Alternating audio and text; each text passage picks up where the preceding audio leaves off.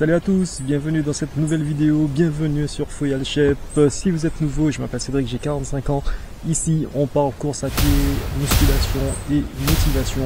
Donc, si ça vous plaît, abonnez-vous, lâchez un petit pouce bleu et n'hésitez pas à commenter juste en bas sur ce que vous aimez, ce que vous aimez un petit peu moins. Je me ferai un plaisir de vous répondre. Bienvenue dans cette nouvelle vidéo et là, on va parler des plus et des moins de cette préparation, de ma prépa semi.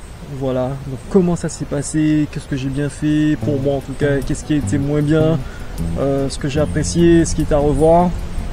C'est parti.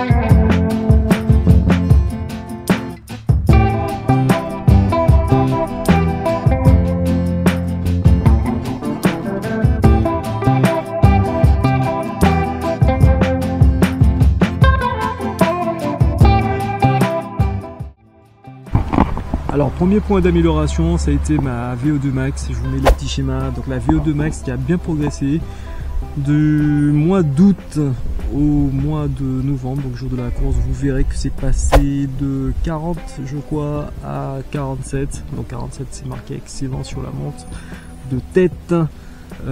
Donc c'était vraiment un gros plus, puisque si vous avez un VO2 max de meilleure qualité, plus élevé, vous pouvez courir plus longtemps, plus vite, puisque vous apportez plus d'oxygène à vos muscles, ce qu'on appelle l'aérobie.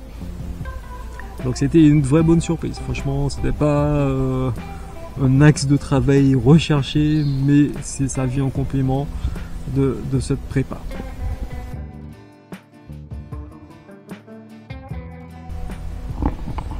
Autre point positif de cette prépa, ça a été l'amélioration de l'allure et surtout régler ce petit problème qu'on appelle le départ diesel, que moi j'aime bien appeler le départ diesel. Donc départ diesel, ça veut dire que on part tout doucement et il faut attendre un certain temps pour être à vitesse de croisière entre guillemets. Donc moi c'est quelque chose que je vivais et ça m'embête un petit peu parce que ça m'obligeait à patienter avant d'être enfin dans la zone. Et là avec la prépa ça a été réglé, donc désormais par exemple l'allure tranquille 4,59, 5,36 c'est quelque chose que je peux faire assez rapidement. Donc juste après les 5 minutes d'échauffement je peux partir sur cette allure, mais dès le départ de la course je peux rapidement monter dans les tours. Donc c'est vraiment quelque chose d'important et de sympa. Autre point, c'est aussi la possibilité d'avoir tenu sur le long terme, d'avoir tenu le calendrier, d'avoir respecté le calendrier. C'est vrai que parfois c'était pas évident, fallait jongler avec les entraînements soit tôt le matin ou alors tard le soir. Mais généralement ça a été tenu, donc ça aussi c'est un très bon point pour moi, pour mon organisation, ma confiance en moi et oui, donc je vous recommande, si vous êtes en prépa, c'est un objectif important quand même de respecter votre engagement déjà envers vous-même. Ce sera quelque chose d'important parce que vous avez montré à votre tête que vous n'avez qu'une parole et vous la respectez et donc que vous avez le mental aussi. Voilà, donc c'était une bonne chose. Et dans les plus aussi, je noterai, j'ai mis en dernier, mais c'est vraiment pas en dernier, c'est aussi un peu important, on va dire, c'est la nutrition.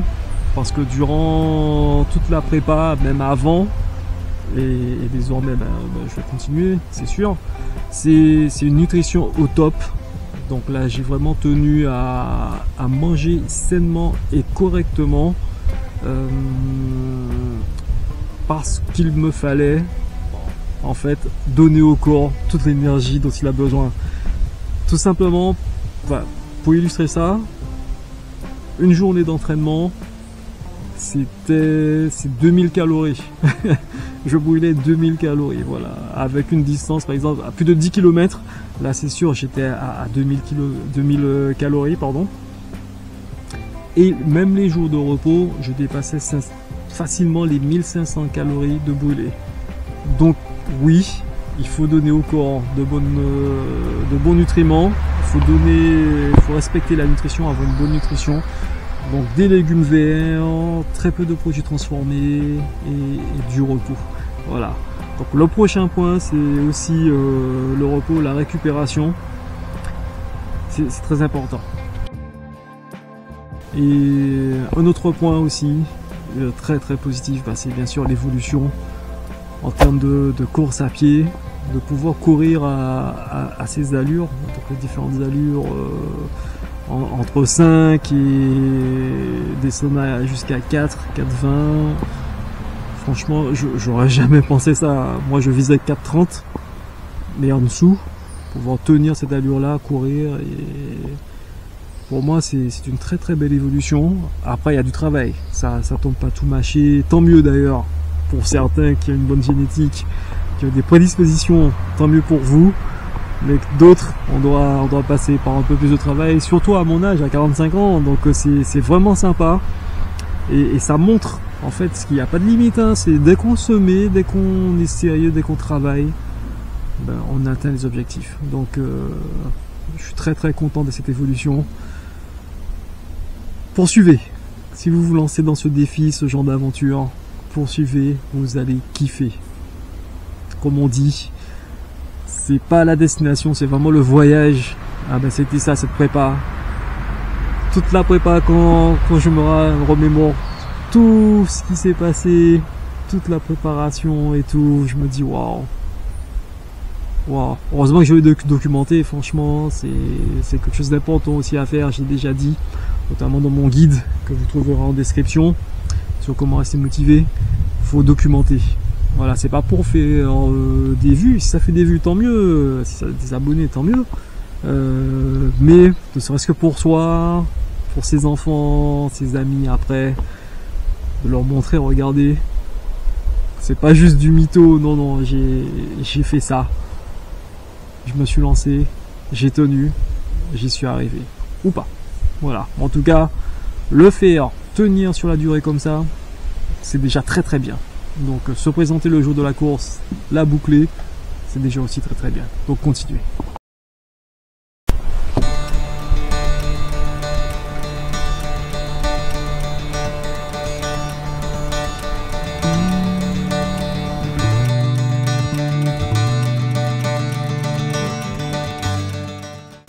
Alors, les leçons à tirer.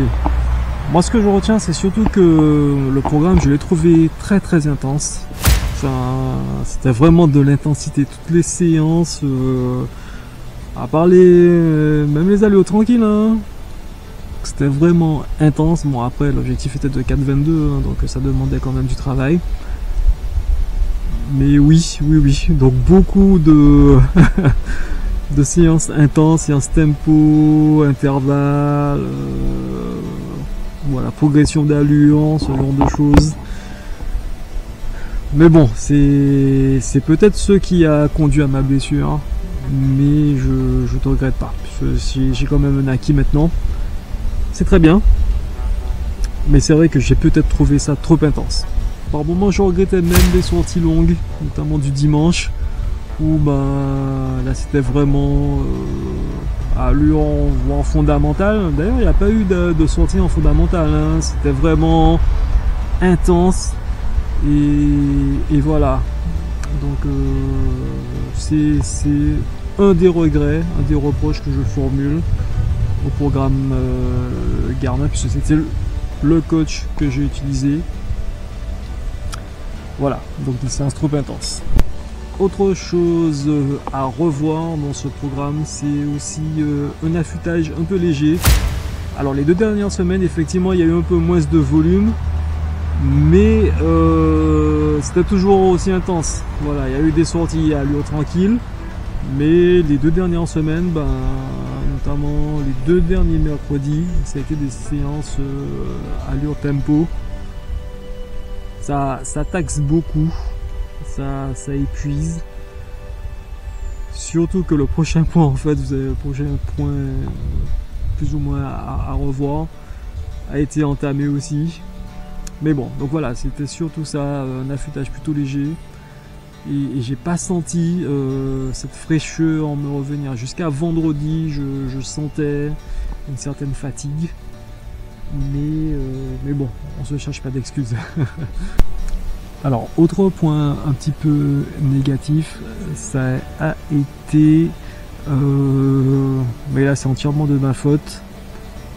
Je ne peux pas prendre les jours de repos comme tel. Voilà. Moi, j'entends des jours de repos et je me dis, bon, jour de repos, jour où il n'y a pas de course à pied. Donc, je pouvais faire autre chose. Alors que non, c'était mon erreur. Bon, je l'ai corrigé un petit peu sur le dernier mois. Où là, bah, les jours de repos, je n'allais même plus à la salle. C'était vraiment des jours de repos, aucun travail sur les jambes, histoire de bien récupérer.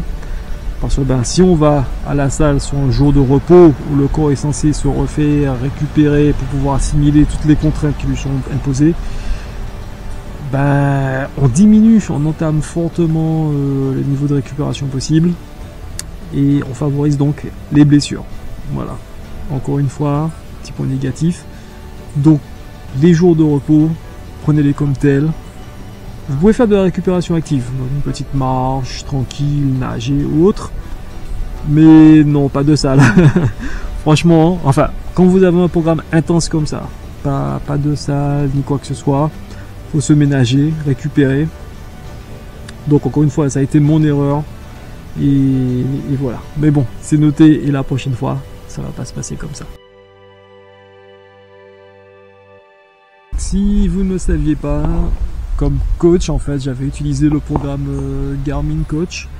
Donc quand vous avez une montre connectée Garmin, vous pouvez avoir des programmes, voilà, donc qui seront un petit peu personnalisés par rapport au retour au stade fourni par la montre.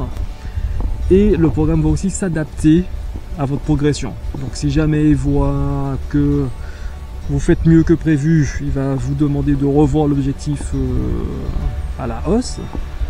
Ou si vous faites moins bien que prévu, donc de revoir l'objectif à la baisse. Voilà. Donc moi ça a été, donc il y a une petite courbe de couleur, donc violet, ça veut dire qu'on est vraiment très bien, c'est bon, et vert, donc ça va, qu'on va tenir l'objectif. Donc ça allait. Donc le programme, donc il n'y a pas de coach dédié, le coach il va pas vous appeler, il va pas vous dire bon ça c'est bien, ça c'est moins bien. Non, simplement que le programme est confectionné par le coach, donc il y a une base, et ensuite il y a des variables d'ajustement fournies par la montre. Donc moi mon coach c'est monsieur Greg Macmillan. Je vous invite à faire des recherches sur internet, vous verrez que c'est un grand monsieur de la course à pied, c'est pas n'importe qui. Ce qui est sympa, c'est que chaque semaine, chaque 2-3 jours, il y avait soit un article, soit une vidéo qui donnait quelques informations précieuses, notamment la récupération, la nutrition, les vêtements, très important aussi, d'avoir une bonne tenue, enfin, pas une bonne tenue, mais d'avoir une tenue où vous êtes à l'aise. Sur le jour de la course, c'est quand même plus d'1 heure de course, il faut être quand même à l'aise dans ses choses déjà, dans ses chaussures, dans sa tenue, qu'elle ne vous irrite pas, notamment si vous avez des tétons sensibles comme moi, vaut mieux faire gaffe. Si vous avez des irritations aussi entre les jambes, le tissu qui frotte ou autre, vaut mieux prévoir donc crème anti-frottement ou autre, ou des vêtements qui sont adaptés, qui vous permettent de garder votre peau. Bref, donc le Garmin Coach est plutôt sympa. C'est la première fois que j'utilisais sur une prépa comme ça. Et j'en suis plutôt content, sincèrement. Belle progression. Je pense que je n'aurais pas été blessé. J'aurais fait 1h32, voire un petit peu moins. Parce que même en étant blessé, en ayant marché, en ayant quand même pris pas mal de temps, à 5 km de l'arrivée, j'étais à 1h32. Donc ouais, c'était pas mal, une belle progression. De toute façon, il y en aura d'autres. Donc je me remets de cette blessure et j'ai hâte de pouvoir tester cette nouvelle capacité, ce nouveau moi en tant que coureur, avec toutes ces améliorations. Surtout que là, il y aura eu du repos. Donc pour accumuler toutes les assimilations, pour refaire toutes les fibres et autres, c'est vraiment pas mal. Donc reposez-vous et prenez soin de vous. Si jamais vous voulez vous lancer dans une prépa, que vous avez une Garmin, allez-y, Garmin Coach, vous pouvez y aller les yeux fermés. Vous pouvez reporter un entraînement si jamais un jour vous ne pouvez pas, ou bien vous êtes trop fatigué. Bref, vous pouvez reporter. Ça n'a pas été mon cas, donc je peux pas vous dire si vous devrez faire 2 entraînements de suite ou pas. Je pense pas. Je pense que ça respecte scrupuleusement les jours de repos, mais que les séances d'après seront adaptées en fait. Voilà. Donc vous, dites-moi si vous avez déjà vécu ce genre de choses. N'hésitez pas en commentaire à me dire ça. Donc merci encore de m'avoir suivi pour ce débrief des plus et des moins de la prépa. Je ferai une autre vidéo sur comment j'ai préparé la course. Voilà, le jour de la course, se préparer pour le jour de la course. Pour ce qu'il faut faire la veille, ce qu'il faut pas faire bien évidemment, ce qu'il faut faire le jour J, à quelle heure se réveiller, ce qu'il faut manger ou pas, et voilà. Donc n'hésitez pas à vous abonner, à laisser un pouce bleu, un petit commentaire, ça fait toujours plaisir pour l'algorithme, ça permet de remonter dans la liste. Merci de votre soutien. Désolé, ça s'est pas passé comme prévu pour la course. Ah ouais, ça un petit coup de moins bien, mais c'est pas grave. Et voilà, donc je vous dis à bientôt et à la prochaine vidéo. Bye.